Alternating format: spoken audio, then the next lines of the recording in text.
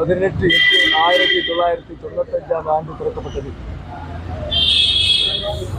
தமிழகத்தினுடைய முன்னாள் முதலமைச்சர்,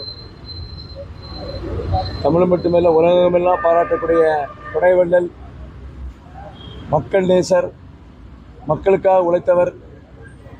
அவருடைய உருவச்சிலையை சில தீய சக்திகள் இன்றைய தினம் உடைத்திருக்கிறது.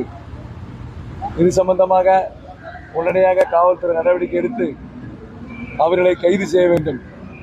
குறிப்பாக இதுபோன்ற நிகழ்வுகள் சமீப காலத்தில் மதுரையில் நடந்திருக்கிறது, இப்பொழுது நார்வேல் நடந்திருக்கிறது. எனவே இது சம்பந்தமாக மாண்புமிகு இதய புரட்சித் தலைவருடைய ஆசியுடன், புரட்சித் தலைவி அம்மாவுடைய ஆசியுடன் கழகத்தினுடைய பொதுச் செயலாளர் அவர்களுடைய பார்வைக்கு எடுத்து சென்று இதற்கான தக்க நடவடிக்கை எடுக்கப்படும். அதேபோல் புதிய சிலையை உருவாக்குவதற்கு மாவட்ட நிர்வாகம் மூலமாக அனுமதி பெற்று புதிய சிலை நிறுவப்படும் என்று தெரிவித்துக் கொள்கிறேன்.